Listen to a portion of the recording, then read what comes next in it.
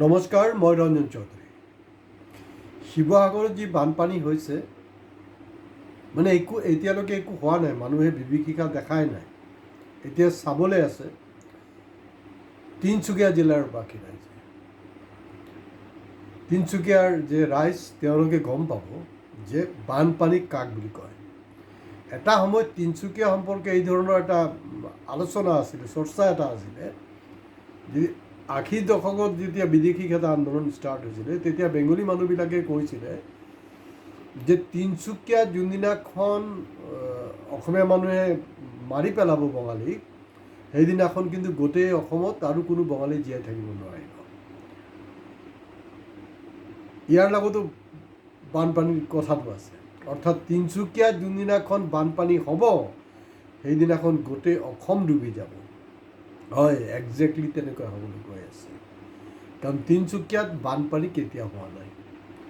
Side এৰিয়াটো বাদেই দিয়ক আপুনি, তিনিচুকীয়াৰ GNB ৰোডত কেতিয়া হোৱা নাই, ৰঙাগড়াত হোৱা নাই, হোৱা নাই তেনেকৈ। যোনটো বানপানী মানে এতিয়া যোৱা বছৰ কি হৈছিলে, ৰঙাগড় ৰোডত পুখুৰী হৈছিলে, আৰু এই বছৰ কি হৈছে, নৈ হৈ গ'ল। নেক্সট সাগৰ হ'বলৈ বাকী আছে। তো গতিকে এইটো ভয়ংকৰ আছিলে। আৰু এই যোনটো বানপানীৰ যে সমস্যা, এইটো কিন্তু মেন মেড। এইটো কোনো আৰু বেলেগ নহয়। মেন কোন? এই বদমাছ আৰু হাৰামী চুতীয়া মেনবিলাকৰ কাৰণে হৈ আছে। মানে এই মুহূৰ্তত কোনো একজন ব্যক্তিয়ে, কোনো এটা সংগঠনে নৰেন্দ্ৰ মোদী মুৰ্দাবাদ বুলি কৈ আছে। যিটো সময়ত দিল্লীৰ যন্তৰ মন্তৰত মানে নৰেন্দ্ৰ মোদী অমিত শ্বাহৰ এগেইনষ্টত গোটেই শ্লোগানবাজি হৈ আছে, অসম কিন্তু সেইটো সময়ত শুই আছে।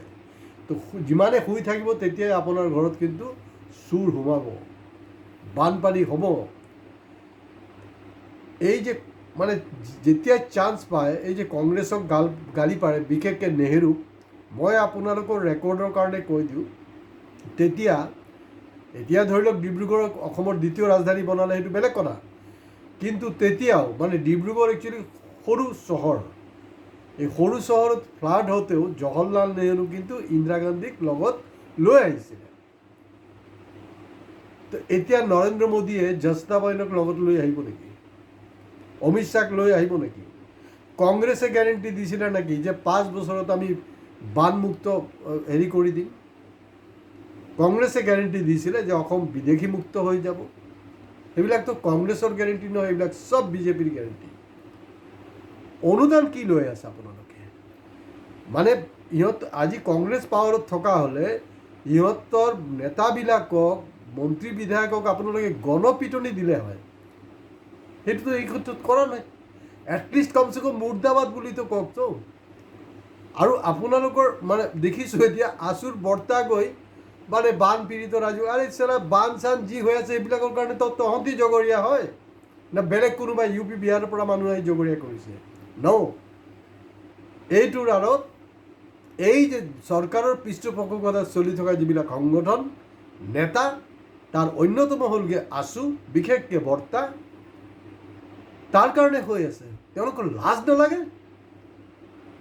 আৰু বানপানী কণ্ট্ৰল কেনেকৈ কৰিব লাগিছিলে? বানপানী কণ্ট্ৰল কৰিব লাগিছিলে যেনেকৈ কিবা ছেটেলাইট পঠাইছিলে নহয়, আপোনালোকে পাহৰি যায় কেনেকৈ, মই বুজি নাপাওঁ। এই যে বাংলাদেশী বিচৰাৰ কাৰণে ছেটেলাইট কিবা এটা অসম চৰকাৰে পঠোৱা নাছিলে জানো বাংলাদেশী বিচাৰিবলৈ? আৰে ভাই, ক'ত বানপানী হ'বলৈ আছে, কেলে হৈ আছে, সেইটোক লৈ কোনো ছেটেলাইট কোনো কাম কৰা নাই কেনে, না জানি শুনি ইনএক্টিভ কৰি দিয়া হৈছে। এতিয়া তিনিচুকীয়াত যোনটো ভয়ংকৰ হ'বলৈ গৈ আছোঁ, এইটো আচলতে দিবাং ভেলীৰ পৰা সৃষ্টি হ'ব। আগতীয়াকৈ মই কৈ দিছোঁ। যিটো আপোনাৰ নাগালেণ্ডত মন জিলাত হৈছিলে, এতিয়া কিন্তু অৰুণাচলৰ দিবাঙৰ পৰাই ষ্টাৰ্ট হ'ব। আৰু দিবাং ক'ত জানেনে? দিবাংটো এটলিষ্ট নৰেন্দ্ৰ মোদী জানে। দিবাং হ'ল য'ত গৈ আপোনাৰ এই ব্ৰিজৰ ওপৰত যে এটা ৰোড শ্ব' কৰিছিলে, মনত আছে নেকি? অকলে অনলি বিমলৰ মানে ষ্টাইলত যে খোজকাঢ়িছিলে ভূপেন হাজৰিকা সেতুত, মনত আছেনে নাই আপোনালোকৰ? সেইটো অলপখিনি গ'লেই হ'ল, মোদী নাযায় কেনে। এতিয়া তথ্যই কি কৈছে জানেনে? আমেৰিকা, চাইনা, ৰাছিয়াৰ যে প্ৰেছিডেণ্ট যোৱা 1 বছৰ যিমানটো বিদেশ ভ্ৰমণ কৰা নাই তাতকৈ বহু গুণ বেছি আপোনালোকে কল্পনা কৰিব নোৱাৰে। খালি চেক কৰক যে যোৱা 1 বছৰ নৰেন্দ্ৰ মোদী ডাঙৰীয়া বিদেশলৈ কিমান গৈছে। তেওঁৰ বিদেশলৈ যাবলৈ সময় আছে, অসমলৈ আহিবলৈ সময় নাই। অসমলৈ আহিব, অসমলৈ নিশ্চয় আহিব, কাৰণ অসমলৈ আহিব পৰা পৰিস্থিতি আপোনালোকে কৰা নাই। আপোনালোকে কৰি দেখুৱাওক, আপোনালোকে নকৰে। শৃংখল চলিয়া এটা ভাল কথা পাতিছে যে আপোনালোকৰ লাজ চৰম নাই। এনেকুৱা দুৰ্যোগৰ সময়ত আপোনালোকে হেৰি কেনেকৈ কৰে, মানে গাড়ীত আপোনাৰ হৰ্ণ মাৰি কেনেকৈ আহে? সেইটো VIP নেকি? সেইটো VIP কালচাৰততো হেৰি নহয়, এইটো সময় নহয় ন। আপুনি ক'ৰবাত মানুহ মৰি আছে আৰু গোটেই কামটো মানে আমাৰ এই তিনিচুকীয়াৰ মানুহে কিন্তু এইটোৰ কাৰণে ৰেডি হৈ থাকক। পিছত আপোনালোকে মোক গালি নাপাৰিব। এটলিষ্ট মই কিন্তু আগতীয়াকৈ কৈ দিছোঁ, মই কোনো মানে কি বুলি কয় নদীবান বিশেষজ্ঞ নহয়, মই আপোনাৰ হেৰিও নহয়, মানে আৰু যে কিবা কিবি স্পেচিয়েলিষ্টবিলাক। নদীবান কোনোবাই কৈছে যে তাৰ পৰা পানী এৰিছে, আৰে ভাই পানীটো এৰিবই, দিছ ইজ দ্য ছিষ্টেম, পানী এৰিব লাগিব, সেইটোৱে ছিষ্টেম। এইটো কি আগত জনা নাছিলে জানো? আপোনালোকে বেয়া পায়। অখিল নদী বান্ধৰ এগেইনষ্টত ফাইট কৰি বিধায়ক হৈ গ'ল। মই কেটেগৰিকেলি ক'ব বিচাৰিছোঁ, ৰণোজ পেগু নদী বান্ধৰ এগেইনষ্টত আন্দোলন কৰি তেওঁ মন্ত্ৰী হৈ গ'ল, কেবিনেট মিনিষ্টাৰ হৈ গ'ল। আৰু অসমৰ এক অন্যতম টিভি চেনেল, মোৰ যদি ভুল নহয় DY 365, কণ্টিনিউৱাছলি আপোনাৰ হেৰিক বজাবলৈ ল'লে তাৰ ইণ্টাৰভিউ। প্ৰতিদিনে পাৰিলে দুটাকৈ ইণ্টাৰভিউ।